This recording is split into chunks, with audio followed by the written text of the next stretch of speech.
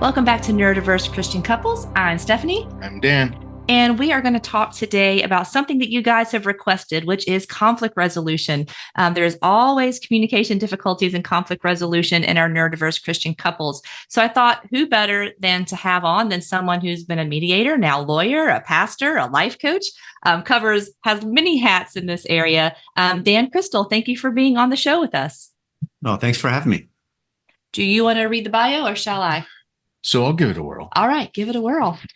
So Dan is a husband, father, author, speaker, and life coach, and a lawyer in the state of California. He has over 28 years in executive leadership and relational coaching, including 6 years as an administrative officer of a large faith-based nonprofit organization, and also served as the director of sponsorship and national church relations for the Thrive Conference at Bayside Church in Roseville, California. Dan's passionate about helping others love their neighbors as themselves and is a dedicated life, career, and couples coach. He holds an MBA in executive leadership from Purdue Global University, recently completed a law degree at Purdue Global University, and is a practicing attorney in the state of California. Dan's ministry expands almost all pastoral positions. He is a committed student of relationships and believes deep, meaningful relationships are God's design for us. He is the author of Lost Art of Relationship and Discussions for Better Relationships. So as I said, very suited to have this conversation. And the slide deck that I got from you from the conference that I attended, is this based on some of the points in the Lost Art of Relationship, your book? Absolutely. It's probably addresses 2 or 3 chapters. Okay. The book, but yeah, the Lost Art Relationship, that's something I wrote about 5-6 years ago. No, 6 years ago now. I can't believe it. And what it's based on is the fact that everything in your life really does hinge on healthy, meaningful relationships. You could be a hermit somewhere in the state of Colorado, not speaking to anybody, not having any animals or any pets, and eventually you're going to have conflict with yourself. So you can't escape it. That's good. So I met Dan at an ICCI conference in the Dallas-Fort Worth area. That's the International Christian Coaching Institute, I think. And I was listening to your Lost Art of Relationship and Discussion because I saw we were a mediator in relationship and conflict resolution. That's definitely what drew me in. And the part of your slide presentation that drew me was when you said, what if conflict became the catalyst for meaningful relationships instead of the death of mediocre relationships? Because in a lot of the relationships we work in, usually one partner is a high conflict avoider and kind of comes from the thought, well, if I do nothing, I can't make it worse. So it's like, let's just hope tomorrow we get up and another day happens. And hopefully that conflict just went away and we didn't really resolve it, which has catastrophic effects when you go years, then decades, and moving into the marriage of unresolved. But I wanted to start us off with just the levels of communication, just to kind of talk us through the complexities of communication in general and where things can kind of go awry in the communication process anyway.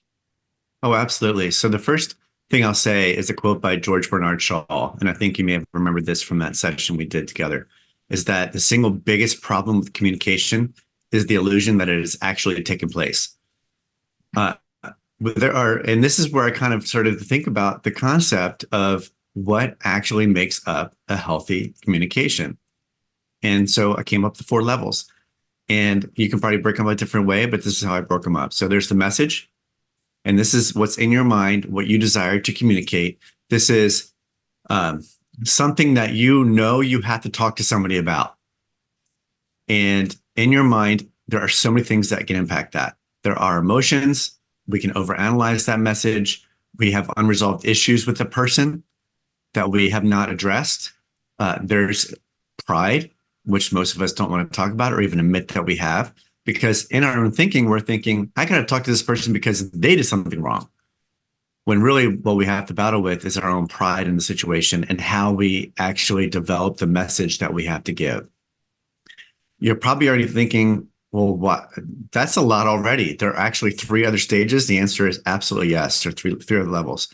The second level is the delivery of that message.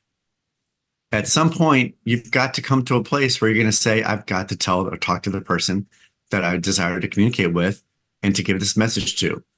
So this is how you actually communicate the message. This is something where you're going to speak it and somebody's going to hear it. This is something that I think we all get wrong in a lot of different areas. We think that we've come into the conversation with someone, they don't even know that we're going to talk to them about it, or maybe they have a hint that we're going to talk about it. But we come into the conversation further than they are. We have already had the entire conversation in our head. That message has been amplified and magnified, and to us, it can become such a big thing. And then when we deliver it, we think, oh, we're done. Well, there are two things that really impact the delivery of the message. First of all, there's external circumstances. Your dog could have peed on the carpet. Someone may have cut you off on the way to work. Your kids are talking back. The weather is bad. Pretty much anything that is happening around us can negatively affect our attitudes and can then impact the message that we wish to deliver. Well, the second thing is internal struggles that we may deal with. And these are concerns over the message, our anxiety of how we're going to present it. Can we actually get our message delivered in the way that we want to deliver it? Worrying about how the other person's going to react or respond. Well, the first one, we have full control. The message that we have to deliver, we have full control over that in our minds. The second level, we only have maybe 50% control over that situation because we can't control what's happening around us to the point where we're in this bubble and then we can deliver the message with nothing that's getting in the way. So then the third stage is, and that's kind of where it leaves our hands, is how the person receives the message. So there are two things, I should say, there are two things that impact this. They're the same exact two things that are going to impact the delivery of the message. So the reception of the message is impacted by the external circumstances. The person you're going to talk to may have had their dog pee on the carpet that day. Could have been cut off in traffic. The kids are talking back. The weather is bad. Pretty much anything can impact that person when they come to you in that moment and you're going to deliver this message to them. Those are all things externally that can impact that message. Then we have the internal struggle. There may be a concern with that person with their relationship with you. Obviously, there probably is if there's something that you have to deliver to them. Or you may be delivering bad news to them. And so their anxiety of why you want to talk to them can become an issue. Worrying about life, worrying about work. These are the internal struggles that that person could be dealing with. There's nothing that you can do when you deliver this message to control anything about that other than the timing and maybe pulling them aside into a room with less distractions. But you still can't really impact how they're going to receive that message. The fourth one, I think, is probably one of the most important because you've delivered the message. And what I like to say to people is if there's a conflict there, you've dropped the bomb in the room. And so you walk away and you think, oh, my job's done. But then that person has all of the mess and the debris and what's going to happen from when that bomb is dropped that they now have to deal with. If anything, we've started something, not finished it. So that's the last stage, is the interpretation of that message. And this is literally how the person concludes what the original message was. This is, they go home and they think about it. It can be amplified. It can be magnified. They can start to think, well, I didn't do this wrong. This is really their issue, not really my issue. And then just like it was with us, our pride gets in the way. So we start to think, well, they're the one with the issue. I'm not the one with the issue. They just need to accept me for who I am. They need to listen to this. They need they. I. So a lot of the times I think to myself, why even try to communicate at all if this is what it's going to take? Because if any one of these four levels have gone wrong, then successful communication has not happened. But it doesn't mean that it ends there. It just means that, like I said, we've started something. And so now the issue is there. It's presented. Now we have to actually work through it. This conflict is now out in the open and we need to deal with it. So hopefully that's helpful to your listeners. Absolutely, because sometimes one partner and sometimes both, depending on family of origin stuff, as you're bringing your family of origin and how conflict was resolved and emotions were resolved from your family of origin plus your neurotype. But sometimes some are like, well, we only want to do appreciation, we only want to do gratitude, we only want to talk about things like only tell me when I'm doing something correct. Don't tell me anything. Don't coach me or evaluate me or bring anything to me. Let's just keep it on the positive vibes, as you hear out there. But kind of what I was thinking in my head then. So you said like the message, if I'm giving a message to Dan, I'm 100% in control of that because it's my message, what I want to deliver. Once I start to deliver the message, the environment comes into play. So 50-50 maybe. And then once I give that to Dan, now it's 100% out of my control because now how he receives it is on him. And then his interpretation of that is now 100% on him. And so what I like that you said is like when I give Dan something that we need to resolve, I've just started it.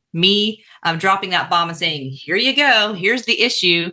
All that did was start all that same thing in him now. Now, does he have a message? Now, does he have something he wants to deliver and something that he's processed that we still need to finish? So with all those different spaces, communication can go wrong, then we're just bound to have conflict or misinterpretation, miscommunication, hurt feelings, all that kind of stuff that can happen with communication. So you made the point, why bother at all? And sometimes that's where some of our couples are. One partner has decided, well, it's too high of a risk, so don't bring up anything at all. Just let it be swept under the rug. And so that's kind of when I get into like the different styles of people, how they look at conflict. You must be talking about there's different things that you can actually do and be, and this is what you don't want to do. Right. Let's start with the who you don't want to be. Don't be that person. Well, I would say this, it really starts off with saying, and this is what I was talking about during the conference, is that, are you a conflict snob? So do you snub your nose at conflict and blame it on somebody else? So if you've ever found yourself saying things like, it's all your fault, if you would just do this, then I could, or I can't work with you, or this is who I am, you must accept it, or you're the problem. And then the last one, which I don't believe is actually something that we should even really say, is that there are irreconcilable differences. And that's where a lot of marriages come to. And that's a lot of the reason why divorce happens, is they put that down as their reason, is that they have irreconcilable differences. I just believe that means I refuse to reconcile with you. And so that's where these four things come in, these four kinds of people that you don't want to be in a conflict really come in. And that the first one is the blocker. And that is, if you have ever watched football or you've ever watched soccer or any kind of sport, with a team sport, you have somebody who's an offensive lineman. This is somebody who is going after and trying to attain a goal. And they say, I don't want to communicate with you. And through their body language, through the things that they say, through the things that they do, they communicate. Literally, I'm showing you that I do not want to communicate with you. And now in marriage, what that can look like is, you know what? I just need time. I don't want to talk to you about this right now. This is a constant issue that keeps coming up and it's never going to be resolved. So I don't even deal with it. So that's how that can manifest. And then there is the recognition seeker. This is the person in a conflict that says, you know what? This is all about me. And you need to do this and you need to do that. And you need to cater to me. In my opinion, and message is all that matters in this situation. You do not want to be that person in a conflict. And then the other two are the illusionist and the aggressor. So the illusionist is somebody that through deception, through guilt, or through shame, they try to manipulate the other person into seeing things their way. Now, in a conflict, this could be the person who just kind of goes around the issue and then wants to convince or compel that other person to see things their way because they think they're right. And I'll never forget, there's a good friend of mine that once said to me, you can be 100% right and make it known to your spouse and sleep on the couch. Or you can admit to compromise and finding a way through the situation and sleep next to your wife. It's your choice. You know, that's your choice. The last one, the aggressor, is somebody that says, I'm going to die on this hill because you need to see things my way, even if they're wrong. So please don't be that person in a conflict, or don't be a conflict snob, I should say. So Dan, you usually like to listen in on a conversation and then your um, brain has a question and formulating a thought. So kind of what are you thinking and processing? Because you weren't in that. We usually kind of divide and conquer at conferences. I go see some, Dan goes and see some. So what more do you want to know, or questions that you have from the discussion so far? So if you're thinking about this being so difficult, do you have an example of, and it can be made up, it can be a movie, it could be anything you can think of this done well? It might take an Andy Griffith episode to get there, but if I'm going to look at, because I don't know what this looks like, an example of well done communication, both the encoding and the decoding, where do I go find a good example of that, even in pop culture or a book? Well, this is going to sound really trite, but it's when you see a good book and you know it works and you understand the whole value of it, then the age of the book doesn't matter, right? It's timeless. And there's a book by Stephen Covey called The 7 Habits of Highly Effective People. I'm sure you've all heard of it. And I wish I could say, I have a lot of stories that I could share, but this particular one was really one that hammered home my point when it comes to trying to put yourself in the shoes of someone else. And usually there's a reason why something is happening the way it's happening, right? There's a conflict that happens in a marriage, and it could be the family baggage that's brought in that was never dealt with, or it could be that person has been raised a certain way, and all of a sudden everything they've been raised to believe is becoming a question because this person in my marriage is now telling me, well, that's not the way it should be done. So Covey tells a story. He calls it the partisan perception. He tells a story of experience in a subway. And on the subway, there's a gentleman that's sitting on one side, and there's another guy that's sitting on the other side. And the other guy has 3 boys. They're very young. And the gentleman sitting across the subway car has his hands in his head in his hands, and he's just deep in thought, and he's not paying attention to his 3 boys who are running amok on the subway car. I mean, jumping on things, bumping into people, bumping into him. And he's thinking to himself, what's wrong with this guy? Can he control his kids? I mean, how many of us have been in a restaurant and we've said that about somebody else's kids? Why can't they keep that kid from crying? Don't they understand that I'm here trying to enjoy a meal? But he's thinking on the subway car, why can't this guy control his kids? This is wrong. This is the problem with America today. It's that parents don't pay attention to their kids. Now it's their phones in their hands, which is a whole different story. But he's looking at this guy, and finally he decides to say something because he's been hit multiple times by these little boys. So he says, sir, can you please control your kids? I mean, really, they're running around, they're causing a lot of problems. And can't you even see that they're doing anything? And he looks up and says to the gentleman, I'm so sorry.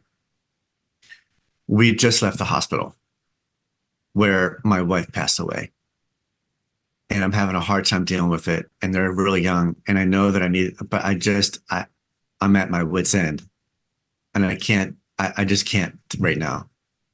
And so what this story tells me is that no matter what's happening in our life and how we're impacted by something bad that's going on around us, or something that is coming at us or against us, that's where conflict starts, right? The conflict starts where we're now impacted by something that's going wrong around us.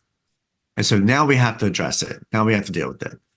I think the first place to start is, instead of thinking about how it's impacting us, start to ask the question, well, I wonder what's going on in this other person's life. I wonder how they're at a point where these boys are running around and he's not paying attention. So instead of asking, why can't you, we can start asking the questions, hey, what's going on in your life? Is everything okay? There's these boys are running around. I'd like to help if I can to do something. What can I do to help? So we disarm someone just by even the very question now we ask. So there are offensive questions and there are defensive questions, but then there are questions that actually elicit responses, right? So what I like to say is you just have to ask what and how questions. You can change any why to a what and a how question and disarm the situation, to pull out of someone what the actual reason is for why something's happening. And in a marriage, I think that we have to put this in play more often than we should. Because what happens is, and this is a personal example, is that my wife could be late and she could be coming in the door 30 to 40 minutes late. And I could say, why couldn't you be here on time for dinner? And that is a very offensive question that puts her immediately on the defensive. But instead I can say, hey, what happened today? You didn't call me, you didn't say anything. Is everything okay? And that can then put her on the place where she's got to say, this is what happened. Or I got stuck in traffic, or I got stuck with this patient because she's a doctor. I got stuck with this patient, I couldn't get out, or I had to write notes and I just forgot to call you. So this is how we can address it, is by coming into it personally, coming into it and saying, okay, I know this has impacted me and it's negative. And all I want to do is I want to fight and say, why did you do this? But instead we can actually ask these what or how questions. So that's just one, two examples. You can use that in pretty much any relationship, whether it's a work relationship, whether it's a friend relationship, a family relationship. And I can tell you that it's easier to say than it is to do, because I'm constantly reminding my 6.5-year-old granddaughter and now my 29-year-old daughter to say, instead of saying, why did you do that? Well, kid, you're 6 years old. The only why that they've got is because I wanted to, So instead of asking that question, say, what did you think was going to happen when you did that? So that requires more response. I could go, I literally don't want to monopolize too much, but I could give you example upon example of how that would be the case. So talk a little bit about the difference between the interpretation of a why, question that starts with a why, and the question that starts with a what. From the hearer of that question, what do they think is different between the two of those that makes a what question more palatable? Oh, that's a loaded question, but I'll answer it this way. If I came to my wife and said, and I can only use her as an example because, I've been married to her for almost 26 years this March. I could come to her and I could say, hey, why did you do that to me? Well, there's several things wrong with that question. First of all, she may not have been thinking, I'm doing this to you because I'm vindictive. She's not a vindictive person. That's not how she lives her life. But that's how the interpretation of that question can come at you. Why did you do that to me? When I could then ask the question, what was the reason that you were thinking in your mind to what happened with the situation? Or the other one you could ask is what did you think that was going to make me feel like when you did that? What it does is it's conversation. I'm sorry, go ahead. So one feels like a character question and the other feels like a behavior question. Absolutely. That's a great way to put it. Character question is attacking them and saying that your character is lower and I'm more superior to you. So you don't have a right to do this to me. When really what she's done, it may not have been advertent at all. It may have been totally inadvertent. She could have been thinking something in her mind, or she could have thought that I was trying to do something to her. So then she's going to battle against that and and take the offensive instead of being defensive. But a what question elicits conversation. A why question is, you know what? Why did you drink that soda? Because I wanted to. It's an easy answer, right? I wanted to. What are the consequences of you drinking that soda? Well, that's a whole different question, because I know I shouldn't do it. I know what it's going to do to my body in about 20 years. I know I could pour a Coke can into a toilet and it can be clean without even touching it, right? So, but it elicits a different response and helps me think through in my own mind what the circumstances were around it. So it sounds like this set of questions is if we go back to the beginning of the conversation where we've got a intention, we've got an encoding, we've got a delivery, we've got a decoding and an interpretation. We've actually already accomplished that, and it may not even have been verbal. And now we're trying to figure out what to do next. And the next question that starts with a what is likely a better way to get beyond the miscommunication that has already happened than a question that starts with a what, why.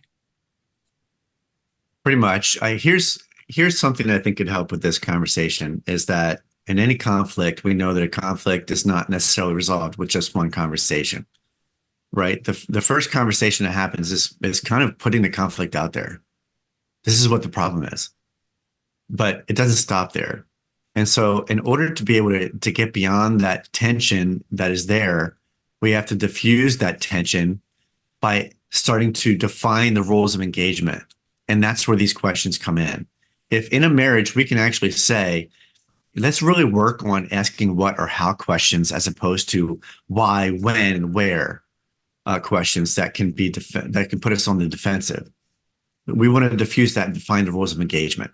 And I think that's so important in any marriage is that if you respond this way or if you act this way, this is how I'm going to respond, not react.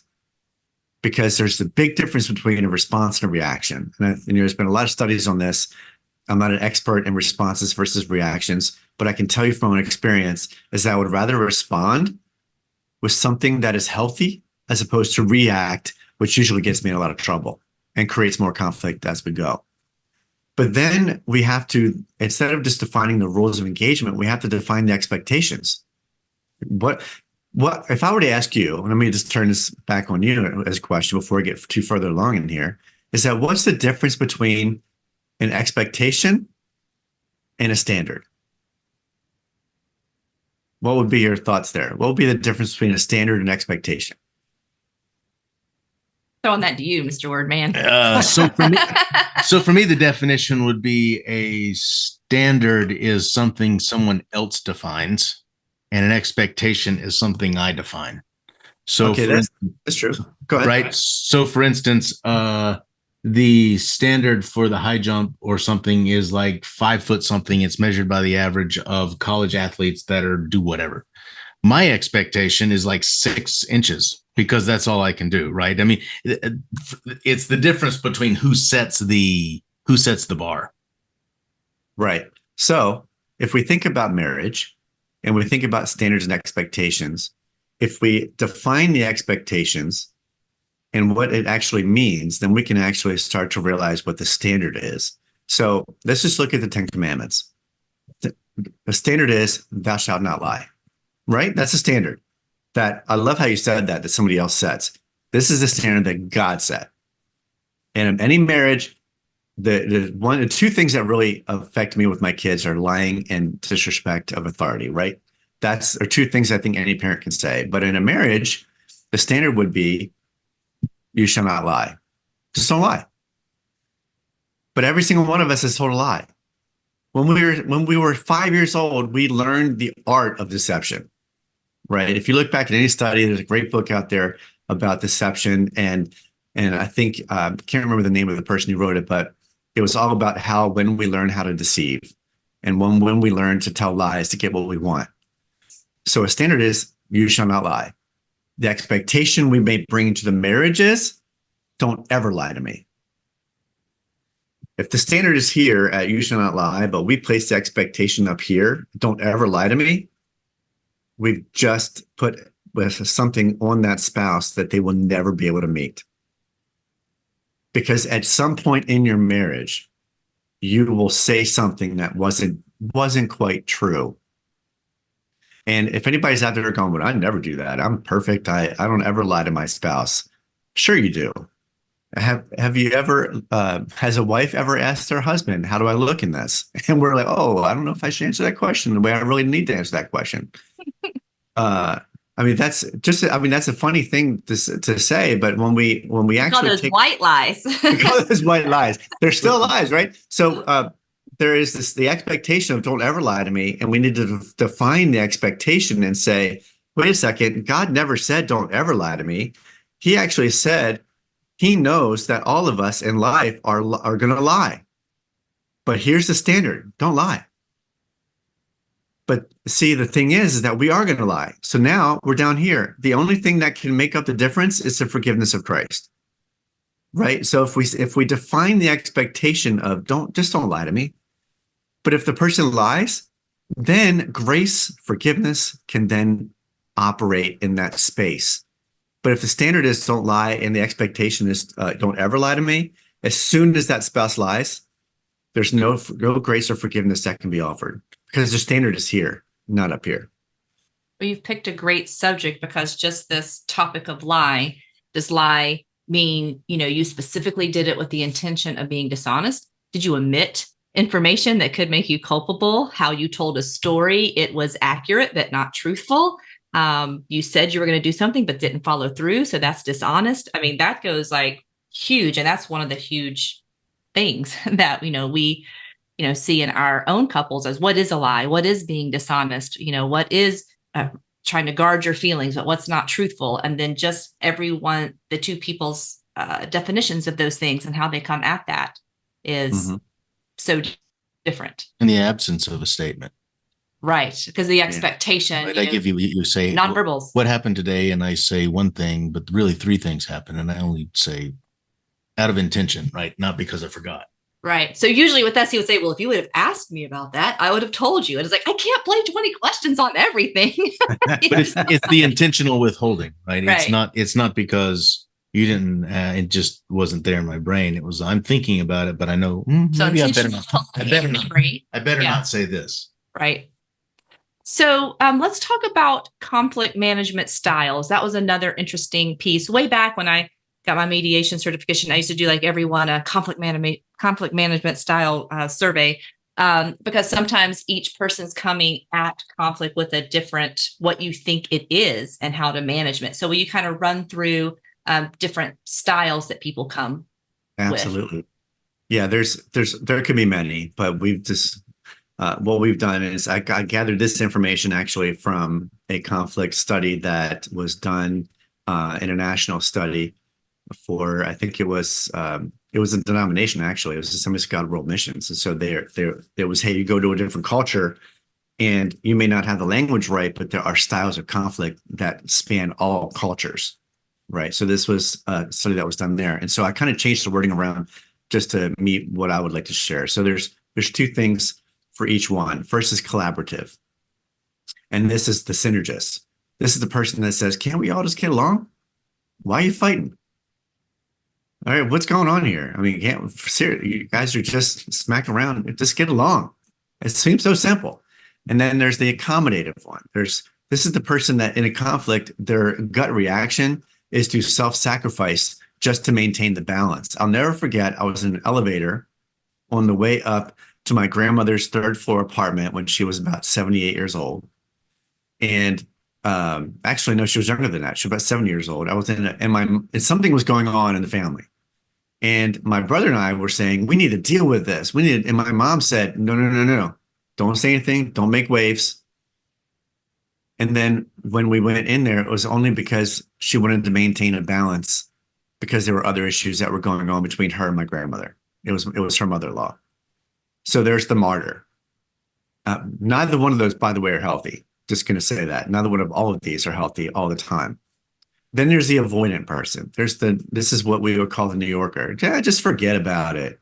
No big deal. It happens. Just let it go. Just avoid it. Apparently it would go away. Well, I'd like to say for anybody that's gotten a notice from the IRS, if you avoid it, it's not a good idea. Just going to say that. And then there's a competitive person. This is the person who's the contender. They're always up for the challenge. They're ready to, they have their boxing gloves on at all times. So when they hit a situation, they're ready to go. I'm ready to do battle. And then there's the compromiser, the one who mediates and tries to find the middle ground on everything. Well, now I said that all one of these are not healthy all the time, right? And somebody might even say, well, isn't it great to be a mediator? Well, maybe, but sometimes there are right and wrong. And there are absolutes that the scripture is very clear about. And so we need to deal with that on that level. There is no reason why we should try to find middle ground on things that are actually sinful, right? So that's why I say that one's not all the way healthy. But these are the 5 that I've been able to find. I'm sure they're out there. There's more out there, but I'd say collaborative, accommodative, avoidant, competitive, and compromising. So those are the ones that is our gut reaction to conflict. The idea would be maybe we can find a way to understand that about someone and say, well, their style is more accommodative. That's usually that's how I was raised. That's how I was taught, was to, let's just not make waves, right? And so, and to bring in another concept, it would be the difference between a peacemaker and a peacekeeper. We think, oh, well, officers are peacekeepers. They just want to maintain peace. When really, I would like to say officers are not peacekeepers, they're peacemakers, because they have to enter into a conflict and they've got to come up with a solution that may not be letting somebody go just to not make waves. Right. Right. So going into a situation, I'd rather be a peacemaker and somebody that's going to do the hard work of trying to figure out what it is that's causing this rift between us. And then let's find, and as I said before, let's define the rules of engagement. Let's define what the expectations are. And then we can set boundaries from that. Yeah, so everything that you just mentioned are part of a model that I like, the dual concerns model. And it kind of puts it in like a graph form, and down at the bottom is avoidant. And it explains it that if you avoid conflict, you are neither placing importance on yourself, the relationship, or the other person. It's kind of zero on the graph. But if you're always the acquiescer or martyr, you're placing so much on the relationship to the detriment of yourself. If you're always the competitor, it's about me instead of the relationship. And really the path to peace is to find, where do we compromise? Where do we mediate? Where do we collaborate? Again, if it's not a sin issue, right? Because it's like, oh, well, there's human trafficking. What if we just only do 5 kids a year instead of, like, that's still not good. That's not a good compromise, right? Because there's a right or wrong standard. But like in the relationship, there might be a time if you really don't care where you're going out to eat and you want to acquiesce. I mean, that's fine. But, if you really have an opinion and you acquiesce because you don't want to state your opinion, that's slightly different. So like, I kind of think in any extreme, if that's always your go-to, that's where you're going to have problems in your conflict resolution. If you always avoid, that doesn't accomplish anything except for borrow trouble for tomorrow, already placing it in the next day.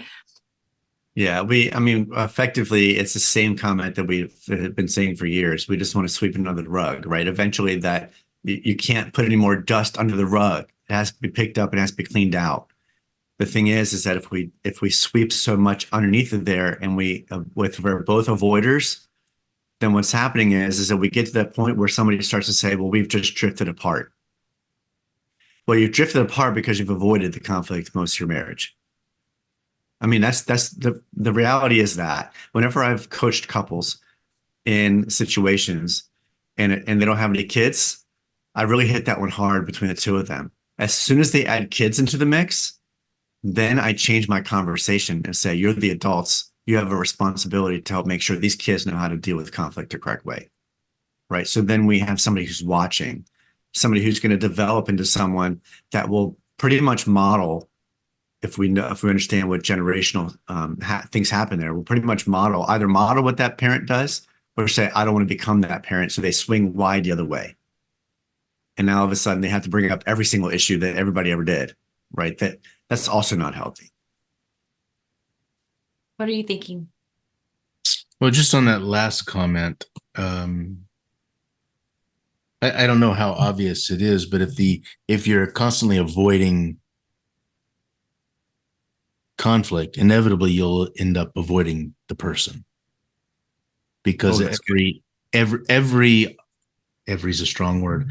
The fear that in this topic is going to come up during a conversation causes you to say, I just, think about it as it's accumulated over the course of, pick a duration. The greater the amount of accumulation, the greater the chance that some topic that you don't want to engage with is going to surface. And so it's a constant avoidance. I'm not going to engage in anything that other than what might be necessary to get gas in the car and put something in the refrigerator and show up for dinner, because that's the safest thing there is, because the avoidance is just that strong. And as you said, it creates a division. And by the time you get to 10, 5, 15, many years down the road, it looks irreconcilable, but the reality is it's really just the compounding of many a small thing. Yeah, no doubt. If you've ever heard anyone in a marriage say to the spouse, I feel like I have a roommate and not a love mate, that is exactly what you're explaining. Is that someone who has gotten to the point where it's just a place to lay your head, not a sanctuary that should be a reprieve from the rest of the world. It's my wife and I have got caught in that many times over the last 25, 26 years where we've had to reassess, wait a second, what's coming at us right now?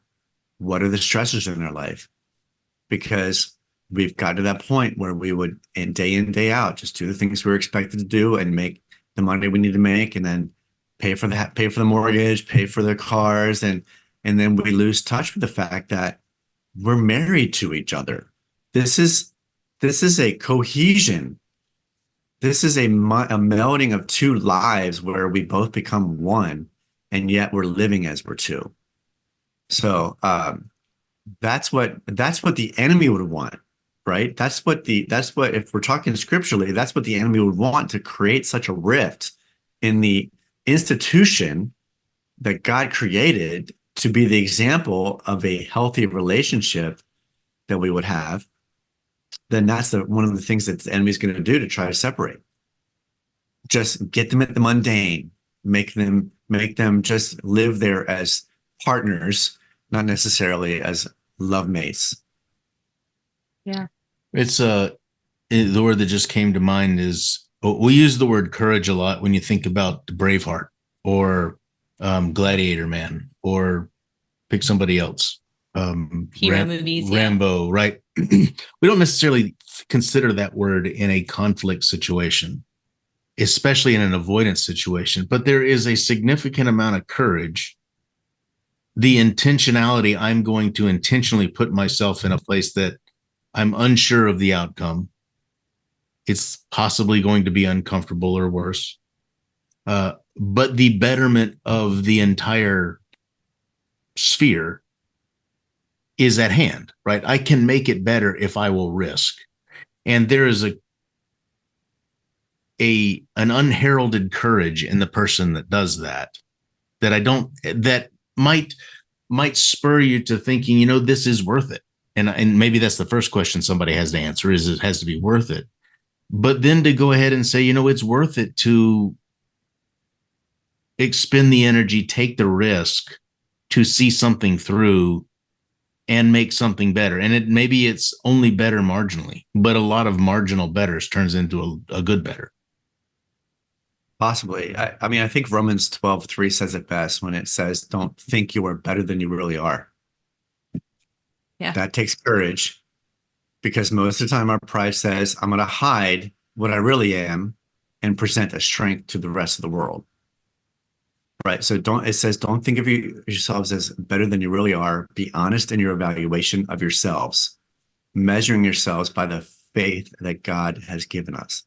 So I agree with you. It takes courage to do that. What it doesn't take courage to do is to pretend. Right. Right. I mean, kids know how to be imaginative and to pretend. There's no courage that's involved there. But when someone has to actually address the issues in their own life that may contributed to the conflict that's now at hand in our marriage, well, that's off limits. Like that, I don't want to go there. I don't want to deal with it. And that's the avoidance thing we're talking about, even to the inner conflict of ourself. And honestly, I would actually say that in our own marriage, I think a lot of what we deal with, Tanya and I, that is, my wife's name is Tanya, a lot of what we deal with has come from something that has deep seated in our past that has helped shape what we are right now. And we don't want to necessarily believe that it's still an issue for us, but it actually is. And I'll just be 100% open with everybody. Well, it's not that I've been lying up until this point, but I'll be More candidly, transparent. yeah, I'll be candidly open with something that happened with me when I was about 2009, 2010.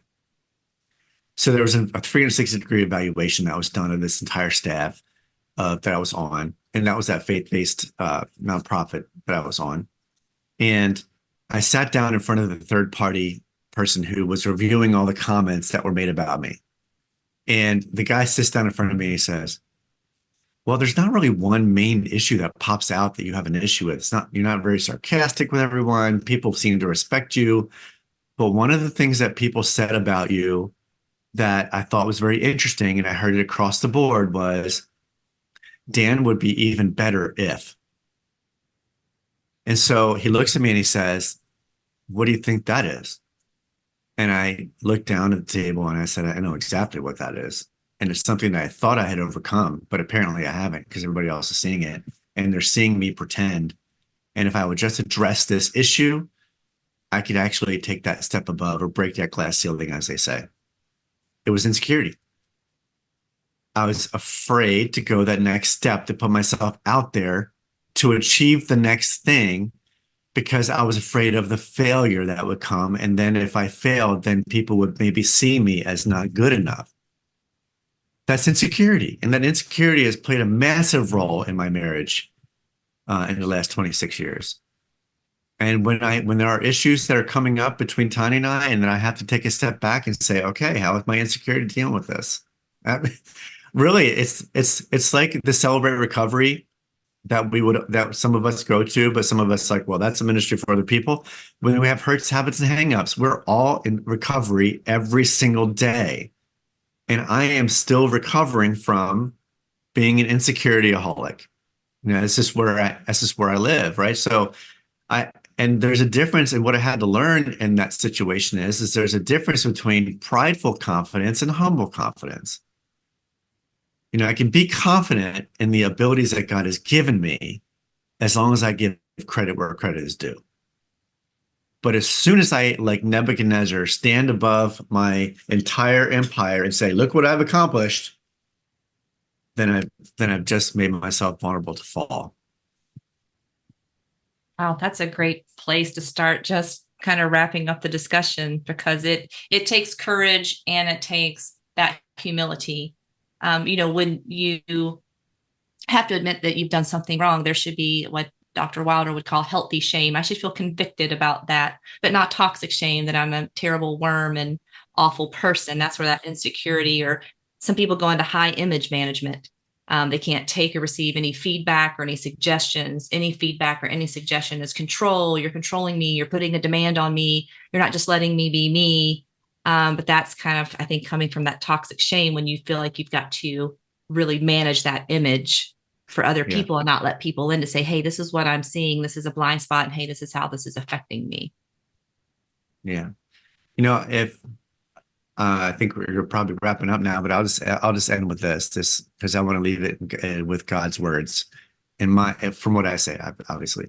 And that's in Ephesians 4:32. It's one of the most difficult scriptures that you can read. Seems so simple. We breeze over it and say, oh yeah, everybody should be like this.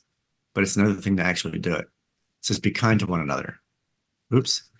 Tenderhearted. Really? Forgiving one another. Oh, that's where I draw the line. But here's where it comes down to. Just as God through Christ has forgiven you. And so one of the things I like to say to people is that, and I have to practice this in my own marriage all the time, is that we need to see our spouses, we need to see other people as worth the life of Jesus on the cross, because he forgave them when they did not even know they needed to be forgiven. So if I can see someone through those eyes, then I can be kind, I can be tenderhearted, I can be forgiving. It doesn't mean that we don't pay for the consequences of our actions. But this is my response, because one of these days, I'm going to have to stand before God one day alone. And I can't blame anybody else for the things and decisions that I've made. It's really my responsibility. So that's where, if you're okay with it, that's where I'd like to leave it. Yeah.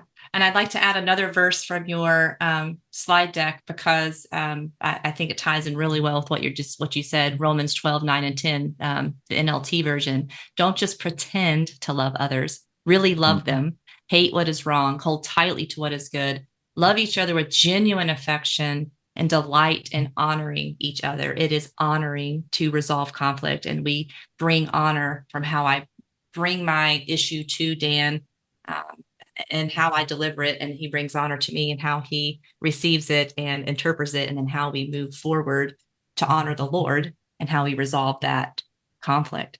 Tell us a little bit about what you're doing now, because you have recently become a lawyer. I know things are kind of in flux, but I'm very interested in what your next phase of life and ministry is. Kind of what are you doing with your law degree?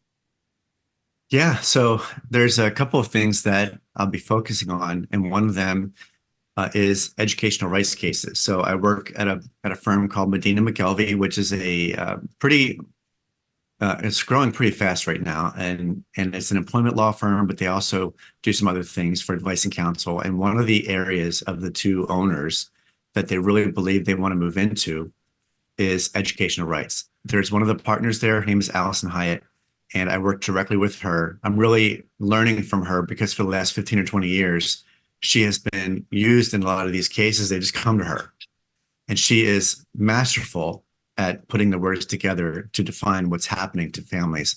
And what educational rights really means is that we look at a family, whether it's a family with a kid with special needs, and that could be a kid with autism, it could be a kid with Down syndrome, or it could be a child that's exposed to certain things in the environment of the school that they should not be exposed to.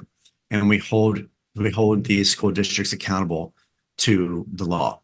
And it's not a very favored place to be, as you can imagine, as far as what we're doing, but it's definitely needed. And there's a lot of families out there that don't know where to turn when they face things in their child's school, but they know they need to put them in a public education, and they don't know what their rights are. They don't know what can happen when their child is wronged. So that's one thing. I also work with business and corporate law and mainly church law practice. So I'm working in that as well, and dabble a little bit in medical malpractice. So that's those are the three areas that I've been working on. That's awesome.